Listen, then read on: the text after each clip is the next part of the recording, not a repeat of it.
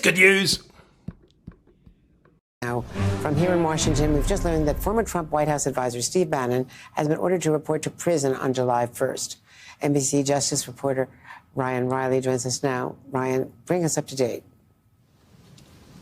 Yeah, so just moments ago, Judge Carl Nichols ordered that Steve Bannon report to prison by July 1st. This comes nearly 2 years after the trial in which Bannon was convicted for defying the January 6th committee's subpoena for documents and testimony in connection with his actions after Donald Trump lost the election in 2020. Judge Nichols said that he believed that there was no longer the original basis for the stay of the imposition of Steve Bannon's sentence that he originally came up with over a year and a half ago, back in the fall of 2022, when he sentenced Steve Bannon to 4 months in federal prison, because this has already worked its way up to the appeals court. Now, Steve Bannon's team wants the full panel of federal appellate judges the full federal appellate court to hear these questions, but a 3-judge panel already came back and denied his appeal. Ultimately, Bannon could appeal this order that he report to prison by July 1st. But given what we saw previously from the panel, it's a question of whether or not there's much of a chance of that. Major legal issues that have to be addressed. All of this is about one thing. This is about shutting down the MAGA movement, shutting down grassroots conservatives, shutting down President Trump. Not only are we winning, we are going to prevail. And every number and every poll shows that. There's nothing that can shut me up and nothing that will shut me up. You're too failed. You're going to jail. There's not a prison built or jail built that will ever shut me up. All victory to MAGA. We're going to win this. We're going to win this. And more importantly, we're going to win on November 5th in an amazing landslide in the Senate, the House, and also Donald J. Trump back as President of the United States. Thank you very much. Lock him up! Lock them up! You're a coup plotter! It's a Thank you, brother. Steve.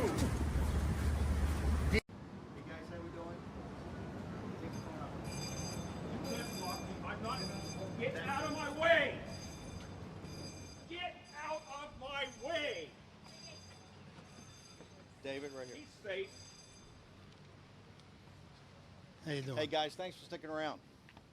Yeah, so as you know, the judge today issued a surrender date of July 1st in order to let us appeal to a higher court, meaning the full Court of Appeals in D.C.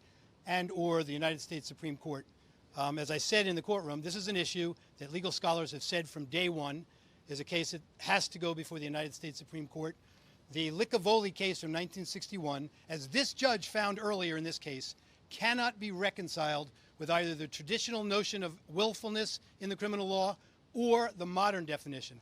There have been a number of cases just in the last few years that have fleshed this out and made clear that in this country, we don't send anyone to prison if they believed that they were doing something that complied with the law. In other words, what Justice Alito and Justice Thomas said in 2019, where Congress wants to require proof that a criminal defendant knew his conduct was illegal, it specifies that the violation must be willful. In the context of this statute, a misdemeanor, contempt of Congress, different from every single other statute in our jurisprudence, the court found that willful, in 1961, the court found that willfully makes default, just means, did you get a subpoena and did you comply with it? That's not what willful means as a matter of law in the criminal context. And here, the case is complicated because former President Trump invoked executive privilege and reaffirmed that before the trial started, that he had invoked executive privilege. This case raises a dynamic separation of powers issue. We know from years and decades of case law that the president and a former president has the authority to invoke executive privilege.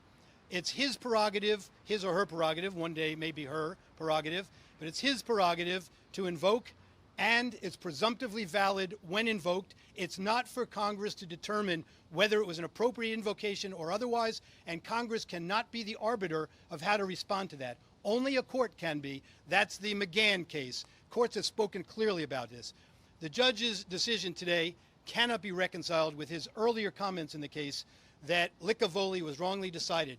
And what he said today was, He acknowledged, and the government had argued, that this panel, in Mr. Bannon's case, didn't have the authority to overrule Licavoli. So how on earth can you find that there's no longer a substantial question when they never even considered the modern jurisprudence? The decision has it wrong factually in many, many ways. It's a horrible decision that overlooks facts in the record.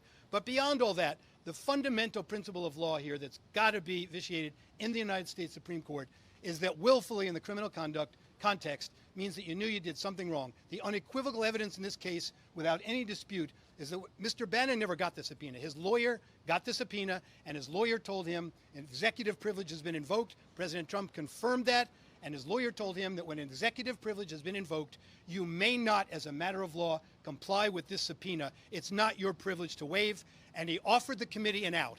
He said, if the committee works out privilege with Mr. Trump, Bannon will comply fully. If the committee goes to a judge and a judge says either privilege doesn't apply or it doesn't extend this broadly, Mr. Bannon will comply fully. The committee only went criminal for their publicity reasons and for their political agenda, and you can see that from every statement they made. And I'm going to say one more thing about this, because this is another issue. The committee, the January 6th committee, was composed and engaged in conduct that violated the House rules without any question. There was never any ranking minority member, which was an essential part, as were other parts, of the resolution creating it. My hope is that BLAG, the Bilateral Advisory Group in Congress, will be convened by the Speaker, and he will declare that, once and for all, that the January 6th committee violated the House rules and that their conduct and their actions and subpoenas issued by them were not lawful subpoenas. That's what they should do. They've talked about it day in and day out, that the committee wasn't properly composed and violated the rules. For the integrity of the House rules, I call on Speaker Johnson to simply convene BLAG and make that position clear as a matter of law. BLAG speaks for the House in legal matters. Thank you. Okay, thanks. I've got great lawyers, and we're going to go all the way to the Supreme Court if we have to, but I want to say something specifically about the Justice Department. Merrick Garland, Lisa Monaco, the entire Justice Department, they're not going to shut up Trump. They're not going to shut up Navarro. They're not going to shut up Bannon, and they're certainly not going to shut up MAGA. If you look right here, you reporters, in the 2.5 or 3 years we've been here, look at the rise of MAGA, look at the rise of Donald Trump. If the election was held today, according to Harry Enton over at CNN, President Trump would win in a landslide. All of this, besides the major legal issues that have to be addressed, all of this is about one thing. This is about shutting down the MAGA movement, shutting down grassroots conservatives, shutting down President Trump. Not only are we winning, we are going to prevail, and every number and every poll shows that. There's nothing that can shut me up and nothing that will shut me up. There's not a prison built or a jail built that will ever shut me up. All victory to MAGA. We're going to win this. We're going to win at the Supreme Court. And more importantly, we're going to win on November 5th in an amazing landslide with the Senate, the House, and also Donald J. Trump back as President of the United States. Thank you very much. Lock him up! Lock them up! You're a coup plotter! It's a failed coup!